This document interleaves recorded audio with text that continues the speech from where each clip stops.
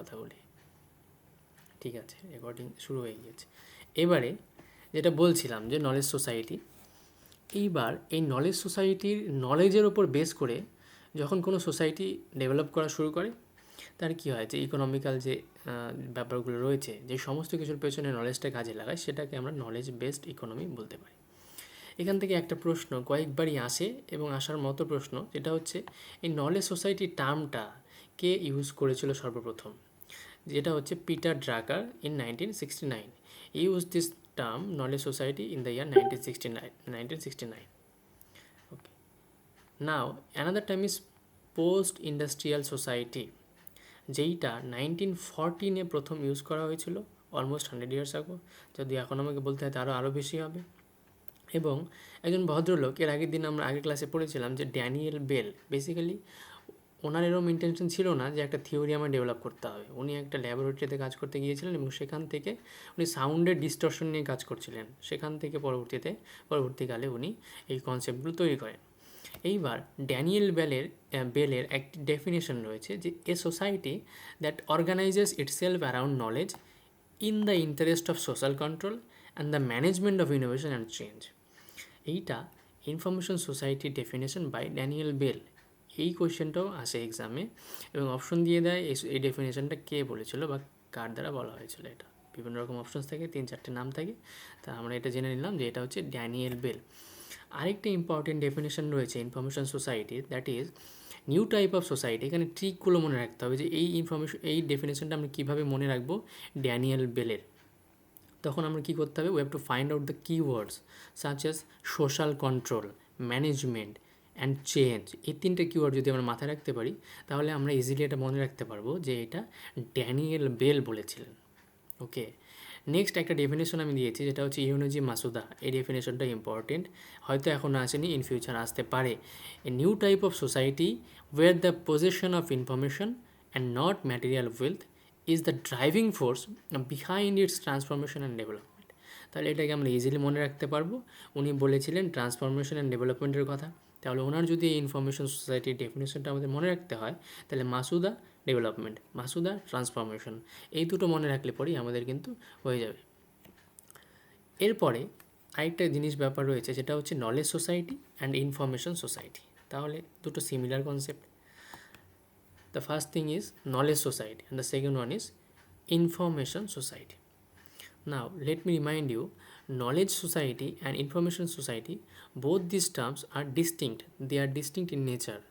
খুব স্বভাবতই আমাদের এটা মনে হবে যে নলেজ সোসাইটি এবং ইনফরমেশন সোসাইটি দুটো একই কনসেপ্ট, কিন্তু দুটো আলাদা আলাদা জিনিস, এটা মাথায় রাখতে হবে। নলেজ সোসাইটির বেস হচ্ছে নলেজ, ইনফরমেশন সোসাইটির বেস হচ্ছে ইনফরমেশন। কিন্তু এখানে একটা কথা রয়েছে যে knowledge society is one which seeks to overcome the problem of digital divide, যেইটা ইনফরমেশন সোসাইটি করে না। যেইটা ইনফরমেশন সোসাইটি করে না, ডিজিটাল ডিভাইড, আমরা সবাই জানি।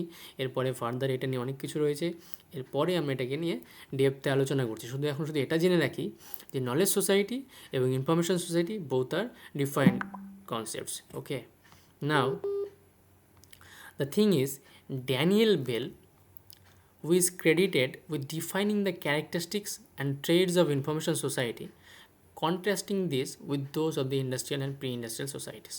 এবার ইন্ডাস্ট্রিয়াল এবং প্রি ইন্ডাস্ট্রিয়াল সোসাইটি আমরা সবাই জানি, ইন্ডাস্ট্রিয়াল রেভলিউশনের আগের কথা এবং তার পরের কথা। যেরমভাবে little science big science, little science কী হয়েছিল, যে ওয়ার্ল্ড ওয়ারের আগেরগুলো, ওয়ার্ল্ড ওয়ারের পরে ইনফরমেশন এক্সপ্লোড হয়ে যায়, সেটা বিগ সায়েন্স হয়ে যায়, সেম কনসেপ্ট। এইবার এই ভদ্রলোক অনেক কাজ করেছেন, তার মধ্যে এটি একটি ইম্পর্টেন্ট যে তিনি 3টে পার্টে সোসাইটিকে ডিভাইড করেছিলেন: pre industrial society, industrial society and post industrial society. এই 3টি পার্টে উনি এটাকে ডিভাইড করেছিলেন। তার মধ্যে প্রি ইন্ডাস্ট্রিয়াল সোসাইটি, যেটা নিয়ে আমি আগে বললাম যে রেভলিউশন বা ইন্ডাস্ট্রিয়াল রেভলিউশনের আগের যে আমাদের সোসাইটি, তার যে আর্থসামাজিক কন্ডিশনস, সেটা নিয়ে আলোচনা করেছে। ইন্ডাস্ট্রিয়াল সোসাইটি জানো তোমরা, এবং পোস্ট ইন্ডাস্ট্রিয়াল সোসাইটি। এইবারে গল্প হচ্ছে যে কোনো সোসাইটি সেটাকে যদি বেঁচে থাকতে হয়, তার কয়েকটা জিনিস বেস থাকা দরকার। যেরকমভাবেই যে কোনো ল্যাঙ্গুয়েজ, যদি ল্যাঙ্গুয়েজের গ্রামার না থাকে, সিনট্যাক্স না থাকে, তাহলে সেই ল্যাঙ্গুয়েজটা কী হবে, বেঁচে থাকতে পারবে না। ঠিক আছে, এনডেঞ্জার্ড যে কনসেপ্টগুলো রয়েছে, তার কেন হয়, কারণ তাদের বেঁচে থাকার যে যে পরিবেশ, যে সিচুয়েশনস দরকার সেগুলো তারা পায় না, সেই ফলেই কী হয়, তারা বেঁচে থাকতে পারে না।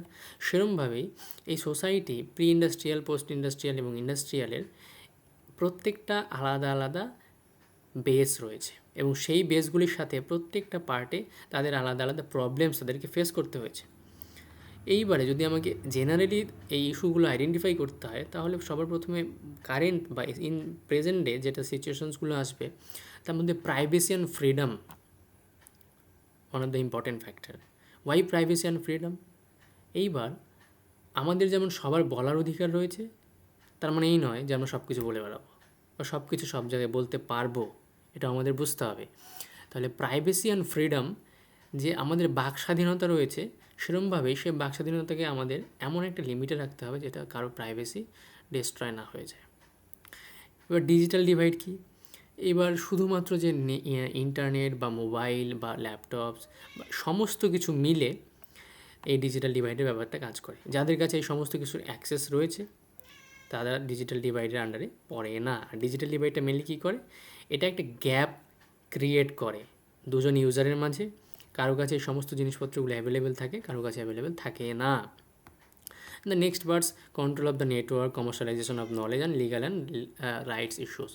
এইবারে এই সমস্ত কিছু নিয়ে যদি আমাকে দু লাইনে বলতে হয়, তাহলে আমি বলবো যে আমরা যে ধরনের নলেজগুলো পাচ্ছি, সেই নলেজগুলো বা নলেজ যে কোনো সোসাইটির ডেভেলপমেন্টের ব্যাকবোন হিসেবে কাউন্ট করতে পারি আমরা। এইবার সেই নলেজগুলোকে কমার্শিয়ালাইজেশন করা হয়, সেই নলেজগুলোকে বিক্রি করা হয়। আমরা মাঝে মাঝে খবর দেখতে পাই, এই যে স্টার হেলথ ইন্স্যুরেন্স, এর কী হয়েছে, ডেটা ব্রিচ হয়েছে, এর সমস্ত যত ধরনের ইউজার্সের ডেটাগুলো ছিল হারিয়ে গেছে। সেগুলো কি হচ্ছে? কোথাও গভর্নমেন্টাল ওয়েবসাইটগুলোকে হ্যাক হয়ে যাচ্ছে, তো সেইগুলো মাথায় রাখতে হবে। এবং লিগ্যাল অ্যান্ড রাইটস বিভিন্ন রকম রয়েছে, এরপরে ইন ডেপথে আমরা আলোচনা করছি। এরপরে রয়েছে এখানে একটা কথা রয়েছে যে digital divide describes the fact that the world can be divided into people who have and people who don't have the access to the capability to use modern information technology such as telephone, television or the internet, or and take advantage of their users. যেটা আমি বললাম যে যাদের কাছে এই সমস্ত ডিভাইসেসগুলো রয়েছে তাদের কাছে নেই, যারা ইউজ করতে পারছে, যারা ইউজ করতে পারছে না, এদের মাঝখানে গ্যাপটাই হচ্ছে ডিজিটাল ডিভাইড। এখানে একটা ইম্পর্টেন্ট ডেফিনেশন রয়েছে, OECD 2001-এর ডেফিনেশন, সেটা মাথায় রাখতে হবে, সেটা মনে রাখতে হবে। সে ডিজিটাল ডিভাইডকে এইভাবে ডিফাইন করেছে, it refers to the gap between individuals, households, business and geographic areas. এবার এই পুরো ডেফিনেশনটা কি আমার পক্ষে মনে রাখা সম্ভব? ইম্পসিবল। সেটাকে আমি কীভাবে মনে রাখবো? আমায় মনে রাখতে হবে OECD হাউসহোল্ডসের কথা বলেছিল, বিজনেসের কথা বলেছিল এবং জিওগ্রাফিক এরিয়াজের কথা বলেছিল। এই তিনটে চারটে পয়েন্টস আমরা হাইলাইট করে রাখবো, তারপরেই আমরা OECD ডেফিনেশন ইজিলি মনে থাকবে। ওকে, আরেকটা ইম্পর্টেন্ট ডেফিনেশন রয়েছে, যেটা হচ্ছে কুলেন 2003-তে দিয়েছিল। উনি এটাকে মেটাফোর বলেছিল। আমি বাকিটা রিডই করছি না। তাহলে মেটাফোর একজনই বলেছিল ডিজিটাল ডিভাইডকে, সেটা হচ্ছে কুলেন 2003-তে। তো তোমরা যদি এইভাবে মনে রাখা ট্রাই করো, আই হোপ কি প্রত্যেকটা ইজিলি মনে থাকবে এবং প্র্যাকটিস করার পরে তো আরোই হাতের কাছে চলে আসবে একদম। ঠিক আছে, নখদর্পণ যেটাকে বলি আমরা। এরপরে আমাদের একটা জিনিস দেখতে হবে, যেটা হচ্ছে ডিজিটাল ডিভাইড টাইপস। আমরা ডিজিটাল ডিভাইড নিয়ে বলেছি, এইবার ডিজিটাল ডিভাইডের বেশ কয়েকটি টাইপস রয়েছে, ধরন রয়েছে। আচ্ছা, আমি মোটামুটি বাংলাতে বলার চেষ্টা করছি যাতে বুঝতে সুবিধা হয়। যদি কারো বাংলা বুঝতে অসুবিধা আমাকে জানিও, আমি ইংরেজিতে কন্টিনিউ করবো, কোনো প্রবলেম নেই। ঠিক আছে, ওকে। তাহলে ডিজিটাল ডিভাইডের বেশ কয়েকটি টাইপস রয়েছে। তার মধ্যে educational divide, access divide, physical disability divide, language and cultural divide, economic divide. প্রত্যেকটা টার্মিনোলজি থেকেই এদের কনসেপ্টগুলো আশা করি ক্লিয়ার বোঝা যাচ্ছে। এটা নিয়ে আমার বলার কিছু নেই, তোমাদেরকে শুধুমাত্র টার্মগুলো সম্বন্ধে পরিচিতি করানোর জন্য এটা দেয়া।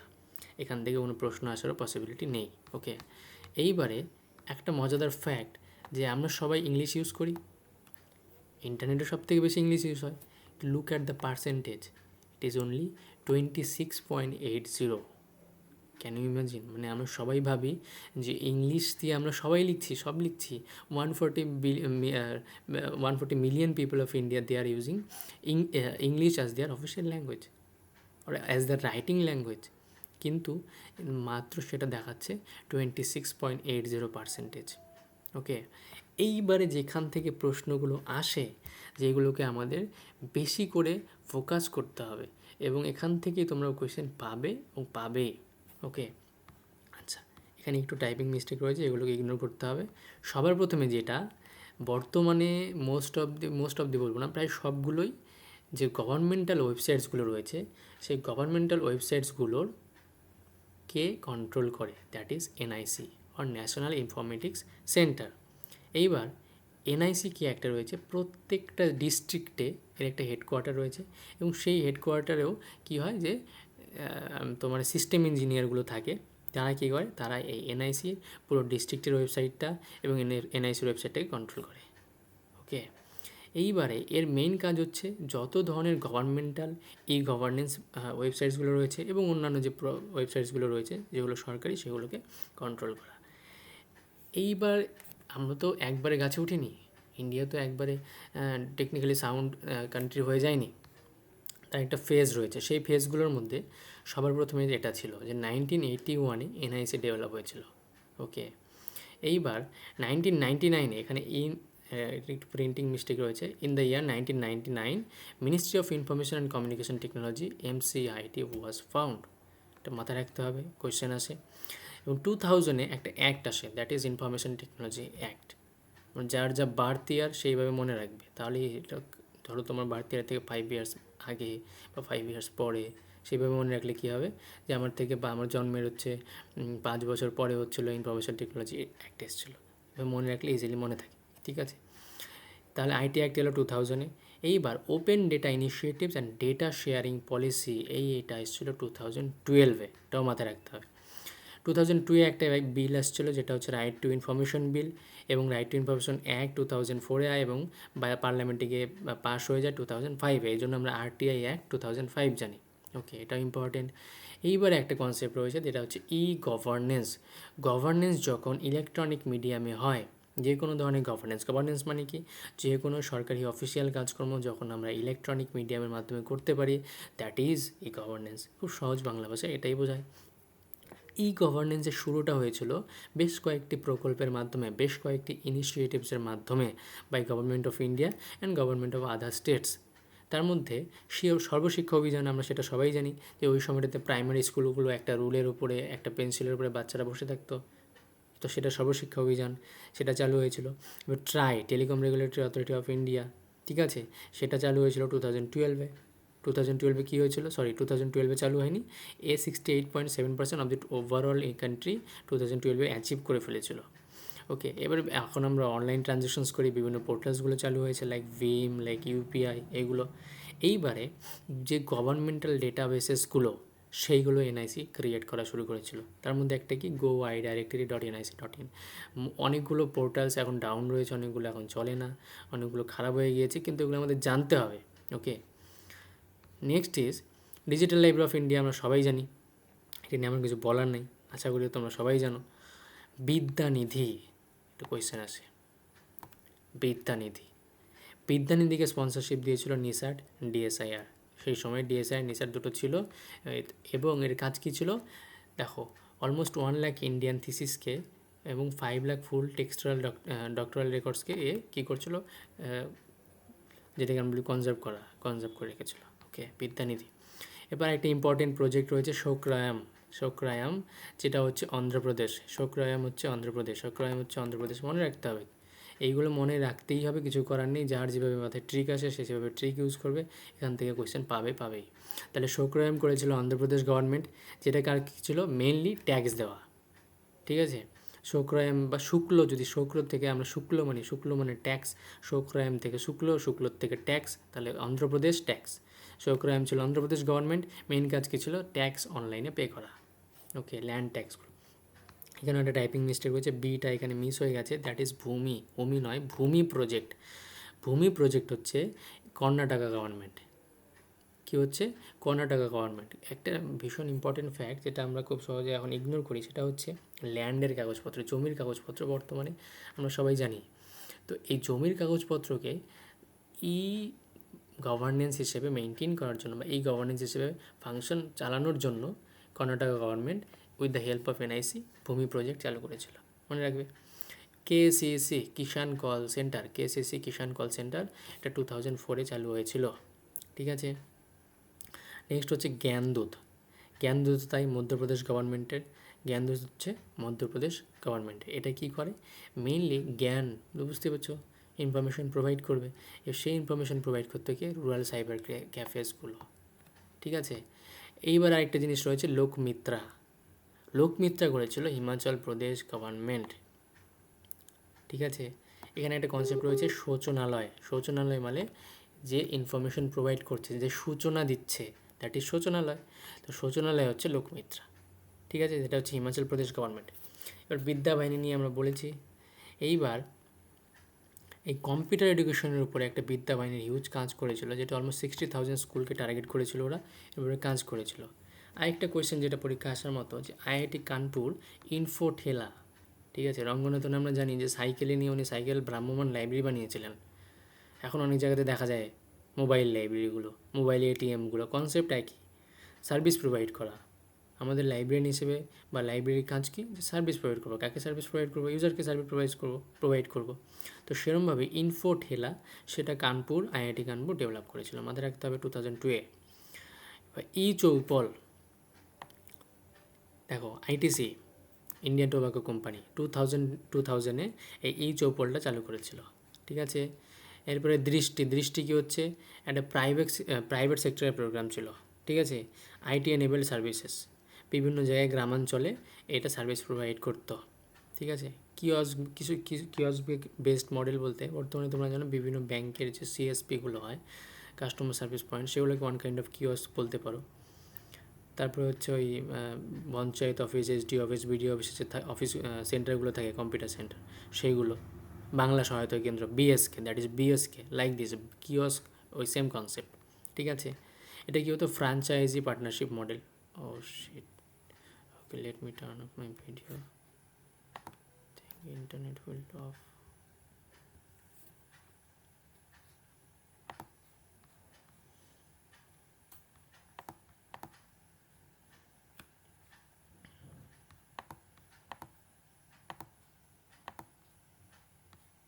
হ্যালো, আমার কথা কি শোনা যাচ্ছে?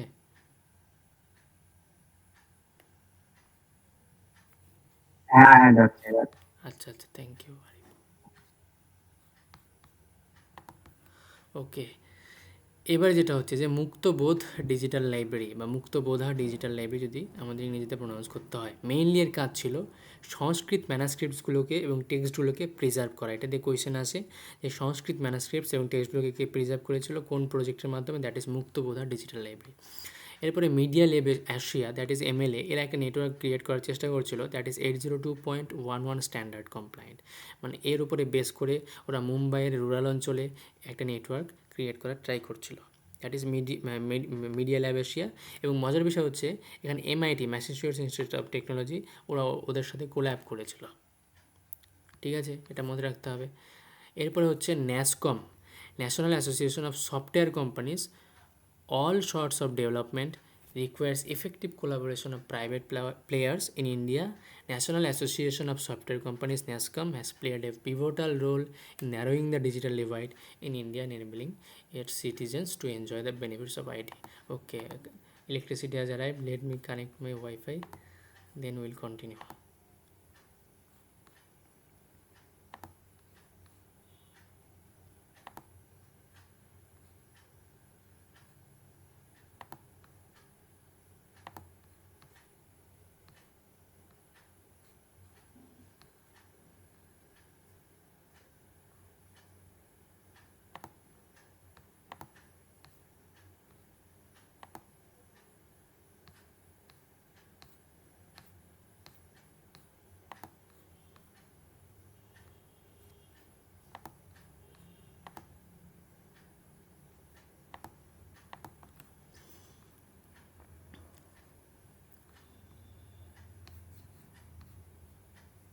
হ্যালো, আমার কথা কি শোনা যাচ্ছে?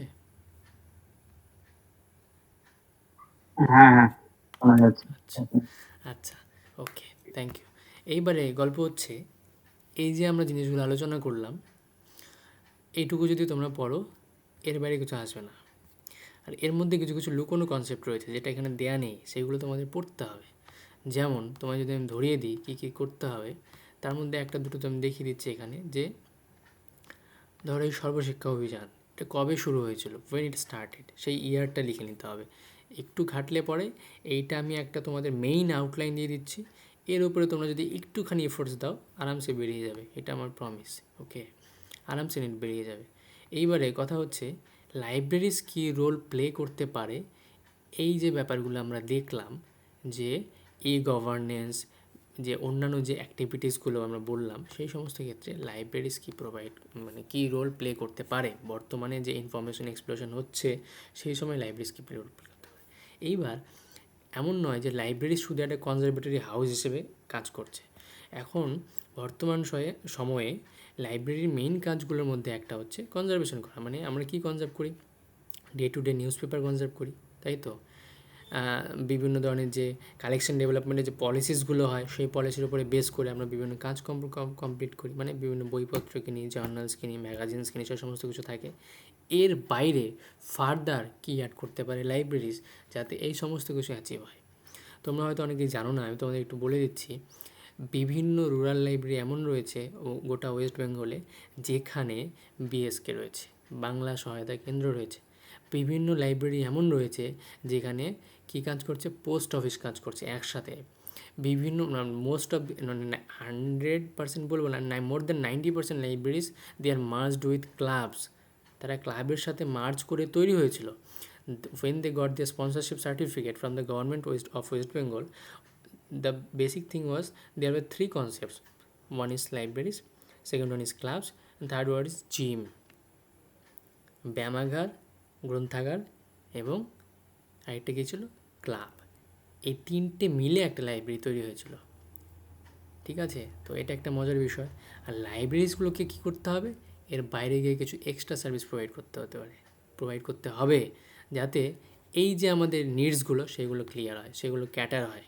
ওকে, আচ্ছা, আজকে বেশি কিছু বলবো না, এবার কয়েকটা কোয়েশ্চেন প্র্যাকটিস করি, দেখি কী হচ্ছে। ফার্স্ট কোয়েশ্চেন আজকে ক্লাসে, when information is adequately assimilated, what it becomes? যখন ইনফরমেশনটাকে আমরা ঠিকঠাকভাবে বুঝে নিতে পারি বা অ্যাসিমিলেট করতে পারি, তখন সেটা কী হয়ে যায়, what it becomes. Anybody wants to give an answer? কেউ অ্যান্সার দিতে চাও? নলেজ, ঠিক। ইনফরমেশনটা তখন আমাদের নলেজ হয়ে যায়। নেক্সট কোয়েশ্চেন বলেছে, শুক্রায়াম ইজ এ প্রজেক্ট। মনে করো, ট্রিকটা মনে করো, Shukrayam is a project initiated by Andhra Pradesh government. Yes, Shukrayam মানে শুক্ল মানে ট্যাক্স থেকে অন্ধ্রপ্রদেশ, ঠিক আছে। এইবারে ভূমি প্রজেক্ট কে, কোন গভর্নমেন্ট, বিহার, মধ্যপ্রদেশ না কর্ণাটকা? নাকি না একটাও নয়, কোনটা? ভূমি প্রজেক্ট কে করেছিল, বিহার গভর্নমেন্ট, মধ্যপ্রদেশ গভর্নমেন্ট না কর্ণাটক গভর্নমেন্ট? ভূমি প্রজেক্ট করেছিল কর্ণাটকা গভর্নমেন্ট। এবং এটা মনে রাখতে পারো যে হয়তো আমরা এইভাবে ভাবতে পারি যে জমি, ঠিক আছে। এবার কর্ণাটকা গভর্নমেন্টকে আমরা কীভাবে মনে রাখতে পারি এটা, যে জমি। এবার ল্যান্ড, ঠিক আছে, ল্যান্ডের এন থেকে কর্ণা, এভাবে যেভাবে মাথায় আসে, আমার এই ইনস্ট্যান্টের মাথায় এটা এলো যে কর্ণা ল্যান্ড একটু সম্পর্ক রয়েছে, ল্যান্ড ভূমি প্রজেক্ট, কর্ণাটক গভর্নমেন্ট গেল। এরপরে ইনফোঠেলা কে করেছিল, কোন আইআইটি? ইনফোঠেলা কোন আইআইটি? IIT Kanpur, great. এর next question, captcha is an acronym for, এটা আমি অপশন দিইনি। ক্যাপচার ফুল ফর্ম কি? এটা মোস্ট প্রবাবলি আমার যদি মনে হয় একবার হয়তো পেপার 1 এসেছিলো, পেপার 2তেও আসে। এটা রিলেটেড কোয়েশ্চেন, ক্যাপচার অ্যাক্রোনিম কি? তোমরা যদি জানো ভালো কথা, না জানলে এই ভিডিওটা ইউটিউবে আপলোড করবো, সেখানে কমেন্ট করে দেবে। ক্যাপচার অ্যাক্রোনিম কি, তোমাদের হোমওয়ার্ক রইল এটা। নেক্সট কোয়েশ্চেন বলেছে এর আগের দিনে ক্লাসে, according to whom information is essentially found in answers to questions that begin with such words as who, what, where, when and how many? কোন ভদ্রলোক বলেছিলেন যে ইনফরমেশন হচ্ছে এই ওয়ার্ডসগুলো দিয়ে যখন আমরা কোয়েশ্চেন করি তখন আমরা ইনফরমেশন পাই? কে বলেছিলেন? এই কোয়েশ্চেনটা পরীক্ষা আসার মতো। According to whom information is essentially found in answers to questions that begin with such words as who, what, where, when and how many? কে বলেছিল, কেউ জানো?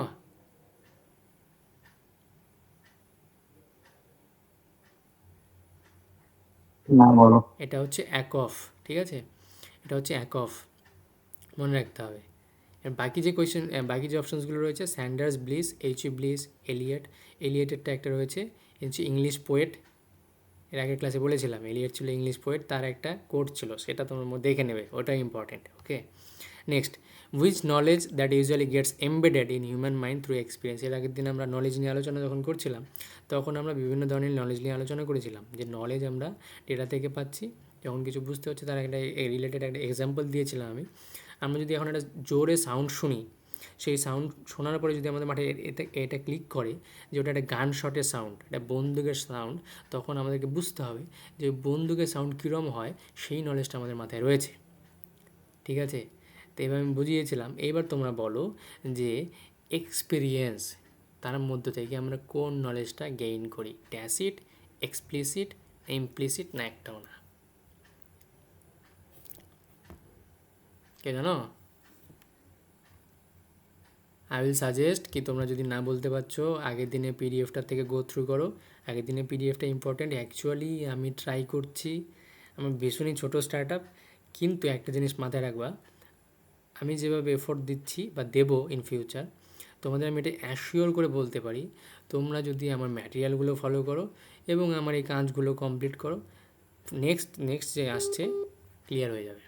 যাদের এবার হবে খুব ভালো কথা, তাদেরকে অ্যাডভান্স কংগ্রেচুলেশনস। এবার যদি কারো মনে হচ্ছে যে আমার এবার হচ্ছে না, নেক্সট আমার জিআরএফ দরকার, ফলো করো ভাই। যদি মন দিয়ে ফলো করতে পারো হয়ে যাবে, আমি লেগেছি, এবার বের করে ছাড়বো। ঠিক আছে, এটুকুই বলার। ওই আগের দিনে পিডিএফটা নিয়ে ভালো মতো দেখো। ঠিক আছে, আজকের ক্লাস বেশি দূর কন্টিনিউ করবো না, আর একটা দুটো জিনিস বলবো, বলে আজকে ক্লাসটাকে শেষ করে দেবো। দেখছি আগের দিনের ক্লাসের ম্যাটেরিয়ালটা পাওয়া যায় নাকি।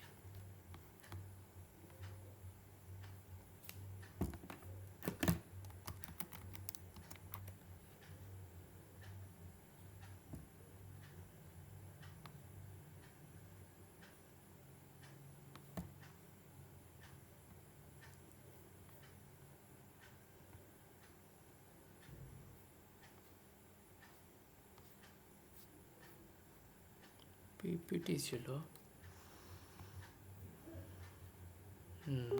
পাওয়া গেছে। জাস্ট এক মিনিটের রিক্যাপ। হ্যাঁ, দেখো, ডেটা, ইনফরমেশন, হ্যাঁ নলেজ, উইজডম, এগুলো আমরা পড়েছি।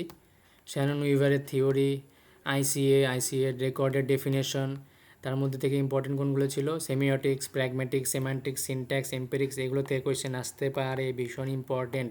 প্র্যাগমেটিক্স কী? প্র্যাগমেটিক্স হচ্ছে কমিউনিকেশনের পারপাস, যে আমি তোমাদের সাথে কথা বলছি, আমার একটা পারপাস রয়েছে, সেই পারপাসটা হচ্ছে প্র্যাগমেটিক্স। সেমান্টিক্স কী ছিল? যে আমি কি বলছি, কন্টেন্টটা, সেটা হচ্ছে সেমান্টিক্স। সিনট্যাক্স আমি বলেছি, তখনও বললাম যে গ্রামার, লজিক, সেটা হচ্ছে সিনট্যাক্স। ঠিক আছে, এম্পেরিক্সটা কি? যে study of signals, empirical study, মানে কথা রয়েছে, এটা সিগনালের স্টাডি। ঠিক আছে, এরপরে এটা এখান থেকে কোয়েশ্চেন আসে কিন্তু এই চারটে থেকে। এবার নলেজ নিয়ে আমরা বলেছিলাম। এবার এপিস্টোমোলজি, এটা মনে রাখতে হবে যে স্টাডি অফ নলেজ, নলেজের যে স্টাডি সেটা হচ্ছে এপিস্টোমোলজি, এটা থেকে কোয়েশ্চেন আসে। রিক্যাপ করে দিচ্ছি 2 মিনিটে। এইবারে এই যে নলেজ, তার ধরন, তার কাইন্ডস, তার মধ্যে ছিল procedural knowledge, declarative knowledge, semantic knowledge, episodic knowledge, tacit knowledge, explicit knowledge. ঠিক আছে, তার মধ্যে কি প্রসিডিউরাল নলেজ, প্রসিডিওর মানে হচ্ছে কি প্রসেস, যেটা কোনো প্রসেস থেকে আমরা শিখছি, যেটা কোনো প্রসেস থেকে জানতে পাচ্ছি একটা কেমিক্যাল রিয়াকশন হচ্ছে। যেমন জিঙ্কের সাথে যদি আমি সালফিউরিক অ্যাসিডকে রিয়াক্ট করাই, Zn plus H2SO4, then will get zinc sulphate, ZnSO4 পাবো। সেটা কীভাবে পাচ্ছি? একটা প্রসেস থেকে পাচ্ছি। ডিক্লারেটিভ নলেজ কি? এনি কাইন্ড অফ ডিক্লারেশন, সেখান থেকে আমরা যে স্টেটমেন্টটা পাচ্ছি, যেমন আমি বললাম তোমরা মন দিয়ে পড়ো, এই এই এই স্টেটমেন্টটা তোমাদের শর্ট টার্ম মেমোরিতে রিলেট করবে। শর্ট টার্ম মেমোরি কোনটা? র্যামে থাকবে। বোঝা গেল? এবার সেমান্টিক নলেজটা কী হবে? এখানে একটা কোয়েশ্চেন আসে যে সেমান্টিক নলেজটা হচ্ছে চাঙ্কড নলেজ, এটা বলেছিলাম। সেমান্টিক নলেজটা হচ্ছে চাঙ্কড। এপিসোডিক নলেজটা কি? যেটা ফেজে ফেজে আসে, এক একটা ফেজে আসে। এইবার আসো ট্যাসিড নলেজ, যেইটা মানুষ এক্সপিরিয়েন্সের মাধ্যমে মানুষের মাথায়, মানুষের মস্তিষ্কে স্টোর করে যায়, সেটা হচ্ছে ট্যাসিড নলেজ। তার এক্সাম্পল আমি দিয়েছিলাম যে গানশটের সাউন্ড, যখন আমরা শুনতে শুনতে অভ্যস্ত হয়ে গিয়েছি যে এটা গানশটের sound, then got the information that this sound is of gunshot, and this knowledge is known as tacit knowledge. I hope it's clear right now. আরেকটা নলেজ বাকি আছে, যেটা হচ্ছে এক্সপ্লিসিট নলেজ। এটা হচ্ছে এমন এক ধরনের নলেজ যেটা কি হচ্ছে, যেটা কোনো একটা মিডিয়ামে স্টোর আছে, লাইক বুক, লাইক ডকুমেন্টস, স্প্রেডশিট, এটসেট্রা। ওকে, এইবার এখানে কয়েকটা জিনিস আমি লিখে রেখেছি, তোমরা যারা একটু একটু এফোর্ট দিতে চাও এইগুলো তোমরা দেখবে। প্রায়োরি, পসিওরি, ডেসক্রিপটিভ, এক্সটেলিজেন্স, এক্সপেরিয়েন্স, লিভরে নলেজ, মেটা নলেজ। মেটা নলেজের টার্মটাও জেনে রাখবে, যেমন মেটা ডেটা আমরা জানি ডেটা অ্যাবাউট ডেটা, ডেটার সম্বন্ধে ডেটা, সেটা হচ্ছে মেটা ডেটা। মেটা নলেজটা হচ্ছে সেম জিনিস, জ্ঞানের সম্বন্ধে জ্ঞান। ওই জ্ঞানটা কীরকম, ভালো খারাপ না কী সেটা। ওকে, বাকি জিনিসগুলো দেখবে, লিভরে নলেজ, এক্সপিরিয়েন্স, এগুলো নিয়ে আজকে আর বলছি না, জাস্ট 2 মিনিটে রিক্যাপ করে দিলাম আগে ক্লাসটা। তোমরা যারা যাওনি তোমরা দেখে নেবে, আর যারা যারা পেপার 2 পড়তে চাও জয়েন করো, আর বাকিদেরও জানাও, যাতে তারাও কী বলবো, তারাও ইনফ্লুয়েন্স পায় আমার ক্লাসে জয়েন করার জন্য। আমি সবাইকেই বলছি, যে যে পড়ছে বা যারা যারা পড়বে নেট পাস করিয়েই ছাড়বো, তারপরে জম ছাড়বো এবার আমি। ওকে, তো যারা যারা ইন্টারেস্টেড আছো এবং তোমাদের যারা খুব ক্লোজ হোক বা তোমাদের যারা বন্ধুবান্ধব হোক, তোমাদের ইউনিভার্সিটিতে তোমাদের গ্রুপসগুলোতে জানাও, যাতে তারাও জয়েন করে। এখনও পর্যন্ত আমি কোনো ফি সিস্টেম রাখিনি, কমপ্লিটলি ফ্রি অফ কস্টে চালাচ্ছি। কিন্তু আমাদের পেপার 1টা মানে পেইড ব্যাচ চলছে, কিছুদিন পরে পেইড ব্যাচ চালু হবে, এখন ফ্রি ক্লাসেস চলছে। এখন অবধি কিন্তু আমি পেপার 2তে কোনো মানে পেমেন্ট সিস্টেম রাখবো না, আর আমি চেষ্টা করছি যাতে পেমেন্ট সিস্টেম না রাখা যায়, যাতে গিয়ে যত ধরনের পেপার 2 লাইব্রেরি সায়েন্স ওয়েস্ট বেঙ্গলের প্রত্যেকটা ইউনিভার্সিটির স্টুডেন্টরা পড়তে পারে, সেই উদ্দেশ্যেই আমার এটা করা। এবং হোপফুলি তোমাদের সাপোর্ট পাবো আরও বেশি বেশি করে। আর এই যে জিনিসগুলো দিচ্ছি হ্যাঁ, সেগুলো ক্লিয়ার করো। ওকে, আজকের জন্য এটুকুই। যদি পেপার ওয়ান তো আমার মোটামুটি এ হয়ে আছে দাদা, বুঝলেন? তো আচ্ছা, আমি পেপার টুটাই করছি আর কি। কর, হয়ে যাবে। ফলো কর, যদি এই লাস্ট যেটা গেল সেটাতে যদি না বের হয় তাহলে বেশি করে ফলো কর। এক্সামের জন্য একটু রিভাইজ টিভাইজ কিছু করতে পারিনি, চাপ নেই, হবে না। ঠিক আছে। এই আমি এবার সেশনটা কমপ্লিট করাবো, এটা কর আমার সাথে, হ্যাঁ হ্যাঁ, হয়ে যাবে, আচ্ছা। চাপ নেই। বাকিরা আর যদি কেউ কিছু বলতে চাও, কোনো সাজেশনস বা কিছু যদি বলার থাকে, যদি বলার না থাকে বাকিদের জানাও, আমি সবাইকে এটাই বলবো, বাকিদের জানাও, সবাই যাতে জয়েন করতে পারে, কারণ আমি জানি অনেকেই জানে না আমার অ্যাকচুয়ালি সোশ্যাল মিডিয়াতে, সোশ্যাল লাইফে। ওয়েলকাম, বাকিদের জানাও, বাকিদেরকে জয়েন করাও। আমার রিচ ভীষণ কম, ঠিক আছে, মানে আমার রিচ ভীষণ কম সব দিকেই। তো ওই যারা আমার ব্যক্তিগতভাবে পরিচিত এবং যারা আমাদের ইউনিভার্সিটির অন্যান্য যারা সমস্ত রয়েছে তারা জানে, বাকিদেরকেও জানাও যাতে সবাই জয়েন করে। আমি paper 2 library science free of কস্টে পড়াবো। কতদিনে সিলেবাস শেষ হবে? Maximum 4 months, 4 to 5 months. Last month আমরা ফুল মক দিয়ে রিভিশন করব। আর প্রত্যেকটা ইউনিট শেষ হবে, তারপরে আমরা ফেজ ওয়াইজ মানে ইউনিট ওয়াইজ মক দেবো। এবং প্রত্যেকটা ক্লাসের ভিডিও, প্রত্যেকটা ক্লাসে আমি ট্রাই করবো ইউটিউবে আপলোড করার, অলরেডি এর আগের ক্লাসের ভিডিও ইউটিউবে আপলোডেড, এটাও আপলোড করে দেবো। এবং যে পিডিএফসগুলো মানে যে নোটসগুলো রয়েছে সেগুলো তোমরা হোয়াটসঅ্যাপ গ্রুপে পেয়ে যাবা প্রত্যেক দিনেরটা, সেটাও কমপ্লিটলি ফ্রি অফ কস্ট। এবং এরপরে আমার কোনো ক্রিয়েটিভ কমন্স থাকবে, না কোনো কপিরাইট থাকবে, যার যেখানে বসে সেই ইউজ করো, পুরোটাই ওপেন, পুরোটাই ওপেন, মানে যে যেখানে বসে ইউজ করো কোনো প্রবলেম নেই।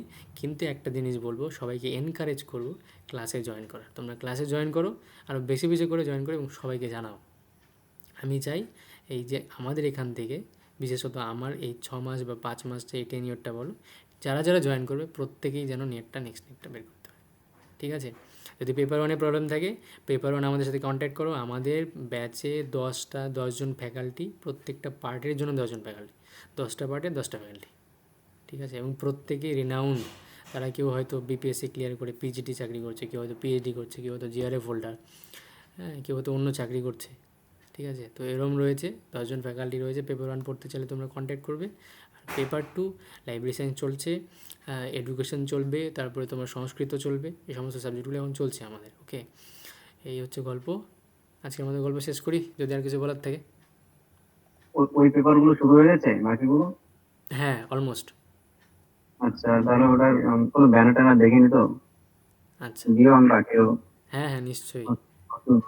মক টেস্ট, হ্যাঁ ওকে। মক টেস্ট পেয়ে যাবা তুমি, মক টেস্ট পেয়ে যাবা। ওই হয় টেলিগ্রাম গ্রুপে কোশ্চেন পাবা যেখানে প্র্যাকটিস করতে পারবা, হয় এভাবে হবে, নইলে গুগল ফর্মস পাবা, গুগল ফর্মসে অ্যান্সার দিতে পারবা। ওকে, যেটা কনভিনিয়েন্ট মনে হবে, যেটা সময় আসুক আমরা ডিসক্লোজ করবো হোয়াটসঅ্যাপ গ্রুপে, সব জানতে পারবে, ঠিক আছে। হয় টেলিগ্রাম, তোমার টেলিগ্রাম যে আমাদের গ্রুপটা রয়েছে সেখানে তুমি এরমভাবে কোয়েশ্চেন অ্যান্সার্সগুলো প্র্যাকটিস করতে পারবে, আদারওয়াইজ তুমি গুগল ফর্মসে পাবে। ঠিক আছে। আর একটা জিনিস আমি লাস্ট আরেকবার কথা বলছি, আমি যে ম্যাটেরিয়ালগুলো বানাচ্ছি আমার যা স্বল্প পরিসরে যা এক্সপিরিয়েন্স, সেই এক্সপিরিয়েন্স থেকেই বানাচ্ছি। এবং আমি আরেকটা জিনিস এনশিওর করতে বলতে পারি তোমাদের, এই ম্যাটেরিয়ালগুলো যদি ফলো করো আর যদি পেপার ওয়ানটা একটু গ্রিস্প থাকে, নেট শিওর বেরোবে। ঠিক আছে, এটা তোমাদের প্রমিস, তোমাদেরকে আমার প্রমিস, তোমরা আমাকে প্রমিস করো। তাহলে আমার এই ব্যাচে জয়জনই পড়ুক, একজন পড়লে আমি খুশি, কেউ না পড়লেও খুশি। ঠিক আছে, কোনো ব্যাপার না। কিন্তু যারা পড়ছো ভালো মতো পড়ো, নেটটা বের করতেই হবে। ঠিক আছে, এই বলে আজকে ক্লাস শেষ করছি। তাহলে সবাইকে গুড নাইট। নেক্সট ক্লাসের শিডিউল হোয়াটসঅ্যাপ গ্রুপে জানিয়ে দেওয়া হবে। আচ্ছা, গুড নাইট। Good night.